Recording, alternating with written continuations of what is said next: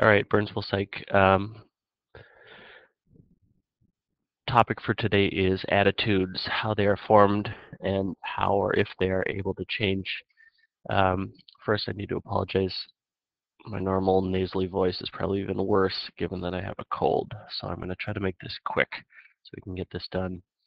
The term attitude, if we're going to define it, we have it listed here. The predisposition to act, think, and feel in particular ways toward a class of people, towards objects, or towards ideas. So the attitudes we have um, are formed along the way while we're growing up. And the question then is, how do we get those attitudes? And basically, we have three ways that attitudes are formed. And there's a lot of terminology here. I'm going to try to break it down. The first one says conditioning, and frankly, later in the semester, we're going to have a whole unit that gets into conditioning, classical conditioning, and operant conditioning. So the short version of this today is my attitudes are formed based off of the experiences I have, based off of the environmental cues that I have. So, for example, operant conditioning is all about rewards and consequences, punishment. This dog here is being rewarded with a bone, and the idea is if I have certain attitudes, I am rewarded for having those attitudes. It gives me some kind of reward. Now you can think about this in a lot of ways. I always think about my children. I am trying to teach my kids to be polite and to share and to do all kinds of kind of pro-social behaviors with each other and with us and with other people. So when my son Miles is going about his life, and I see him, um, acting in a certain way, right? Predisposition to act in particular ways towards his sister, meaning he shares something with her or he helps her with something. I'm going to say, "Hey, nice job there, Miles." That's the kind of thing I like to see, and that praise is serving as a reward. So we have all been conditioned over time, either by parents or by the people, and when we have certain kinds of certain kinds of attitudes, we're rewarded. Other kinds of attitudes, if he's mean or if he's rude, and I punish him for that, that would be the same kind of thing, conditioning, okay? That seems pretty straightforward. Um, the other kinds of um, the other ways that attitudes are formed, second one says cognitive evaluation. And here's a shortcut. Every time you see the word cognitive, you're going to think in your mind, cognitive equals thinking. Okay?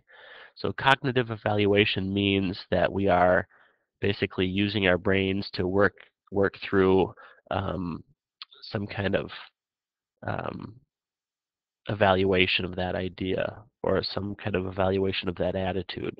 So it says we do cognitive evaluations in two ways. Now, the smart way would really be to sit down, grab a piece of paper, assess the idea. Does this make sense or not? I'm going to make a pro and con list. I'm going to think about all the possible alternatives and determine whether or not that attitude makes sense.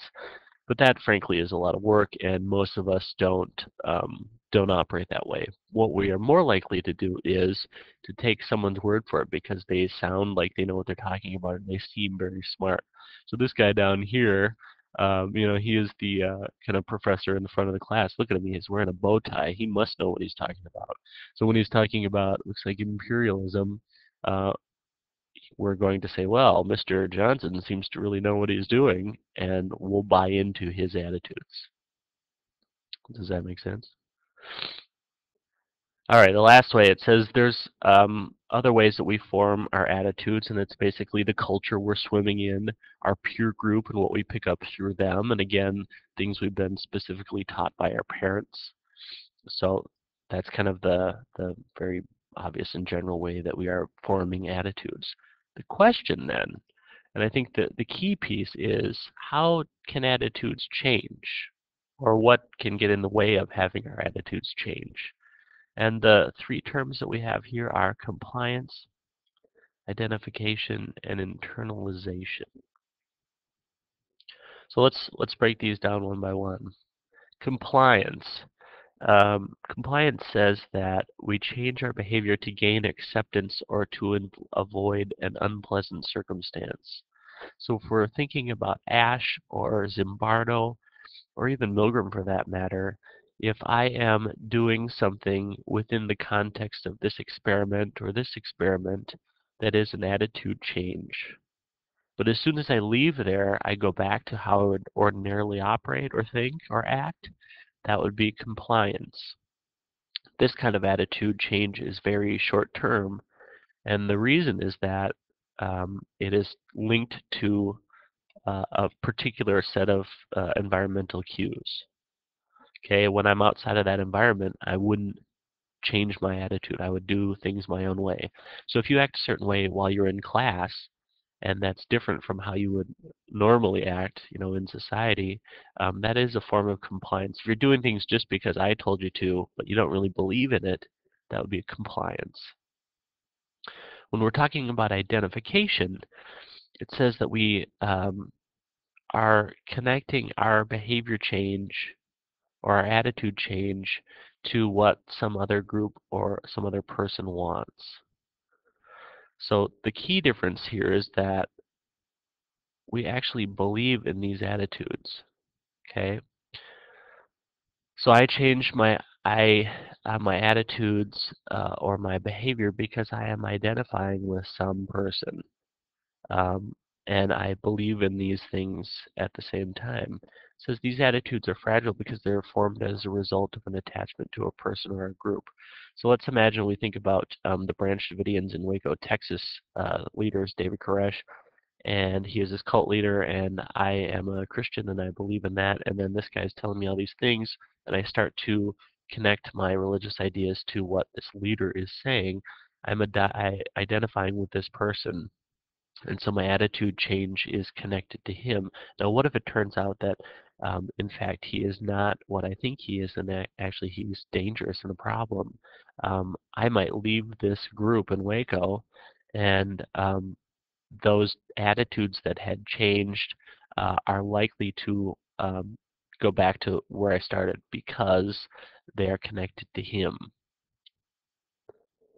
So if a simpler example is, let's say I start drinking Pepsi Cola because I saw the commercial on TV and Michael Jackson was the ad person for Pepsi, and I really like Michael Jackson, and now I really think Pepsi is the most delicious thing I can have.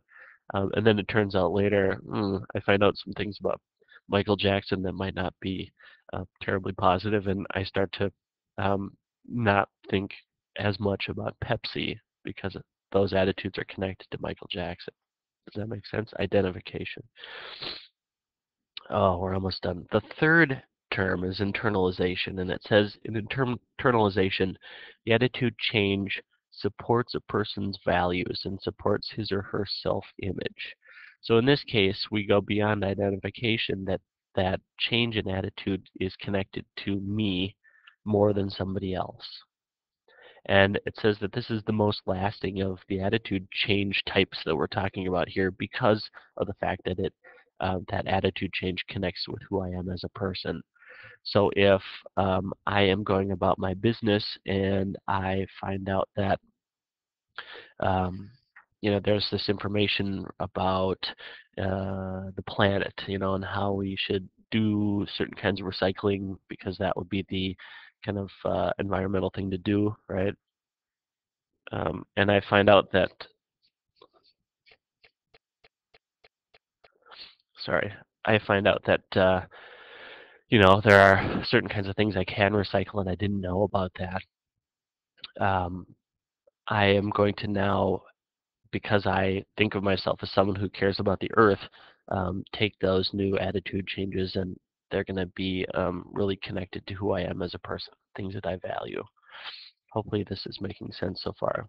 The last concept, and this is kind of a big idea, and we're going to do a quick version of it now, and we can do some more with it later in class, is the idea of cognitive dissonance.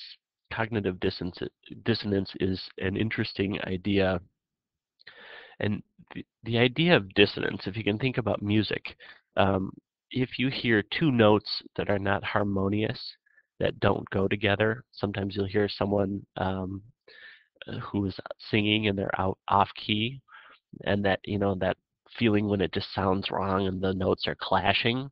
That's the idea of dissonance. Okay, so when we think about cognitive dissonance, if you go back to what I said earlier, when we think cognitive, we're always thinking, right? So if we can put those two pieces together, that feeling of dissonance when things are clashing or not going together, but we're not talking about sounds, we're talking about thinking. So now cognitive dissonance is about two ideas that don't fit together and they clash. The research on cognitive dissonance is really interesting, and if you want to do some more with this, you should look it up and find out how they do the work. But basically, the concept here is that we have two ideas that don't fit together, and as human beings, we don't like that, and we want to reduce dissonance. That's our primary objective. So what do we do to reduce dissonance? We change one of our attitudes to get rid of it. So here's a great example. We have known for decades that smoking is bad and that it does all kinds of yucky things to your lungs. Yet on a yearly basis, there's a new crop of young people that decide, hey, I should start smoking because it seems cool. People that are already smoking and have been smoking for decades know, and they've seen this information, they know that it's going to increase the chances that they're going to die. We don't like to go around with that kind of thinking because it creates friction in our brains. So to lessen cognitive dissonance, we will oftentimes change one of our attitudes. When you talk to smokers and ask them why do you smoke, they will generally justify why they're smoking. So they'll say something like, well, I'm going to quit any time now, or they might give you things like, I'm not addicted to this. I could quit anytime I want. They will tell themselves, yeah, I smoke, but it's not very much, and I'm actually pretty healthy. So other people are going to get cancer, it won't be me. They might even give you examples of other people. Look at my grandmother. She's 80 years old, and she's been smoking for 40 years, and she's fine. All of those kinds of attitude changes are an attempt to justify behavior, um, and the root of that is to get rid of that dissonance. So if we're talking about any kinds of attitudes, let's say, we're talking about politics, and I have these clashing ideas about how the world works. Generally, this is not something that we want to live with, and we'll try to get rid of it. All right, that's enough for today. You've heard me drone on long enough. Um, we will get into some of these concepts tomorrow in class. We'll watch a film called Class Divided, which will help show how attitudes form. Thanks. Bye.